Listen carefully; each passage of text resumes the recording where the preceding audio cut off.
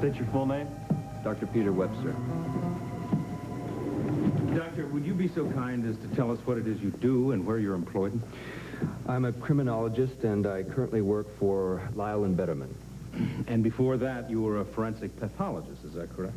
Yes, I've handled over 5,000 autopsies, maybe more. And among your peers, you're one of the leading forensic scientists in the entire country, is that correct? I'd like to think so. And in that capacity, you recently conducted an independent study on the gloves that were found in the defendant's drawer. Did you find anything unusual? Not at first glance. When I examined the gloves, they were completely consistent with the crime as alleged. I found the victim's blood as well as powder residue from the gun that killed Mr. Warren. Now, that was at first glance. What did you find on closer look? I studied the police report of the murder very carefully. It stated that 2 shots were fired at the victim. But the powder residue on the gloves was only consistent with the firing of 1 shot. 1 shot?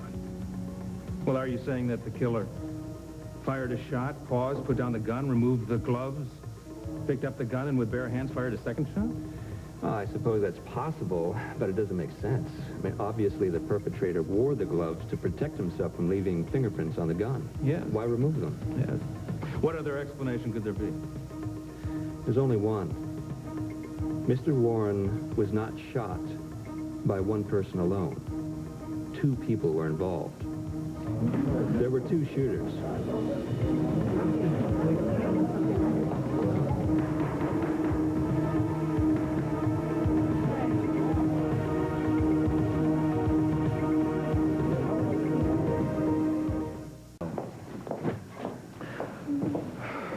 I'll tell you, when I saw Ross with that witness earlier, I figured it was more bad news. Hey, stop thinking like that, okay? That testimony was enough to create reasonable doubt. You know that, don't you? I know. I hope nothing else happens. Like what? What do you mean? Where's your mother? How come she didn't stick around to congratulate us? She did?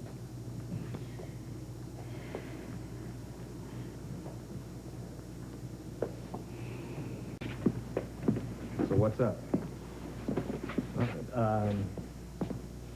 What's Mr. Murray doing here? I'm going to go over his testimony. He's on the stand tomorrow. You're going to call him? Of course I am. Why wouldn't I? I just thought that, and don't you think Webster did a really good job of his Yes, testimony he did, today? and so will Mr. Murray. He pretty much pulled the rug out from under the prosecution, I think. Yeah, I think he's right. You know, the jury bought everything he said. Don't you think you should just rest your defense now? Without calling him, Len? The jury's got plenty of reasonable doubt, Ross. Plenty. Danny, the jury has a theory about powder burns. That does not guarantee an acquittal. But you know what? Everyone that got up on that stand, the DA tore apart. Well, she didn't do that to Dr. Webster. She's not going to do that to Mr. Murray because he's telling the truth. This gives Michelle an airtight alibi. It'd be insane not to call him. Listen, I got to go over some things with him. Excuse me.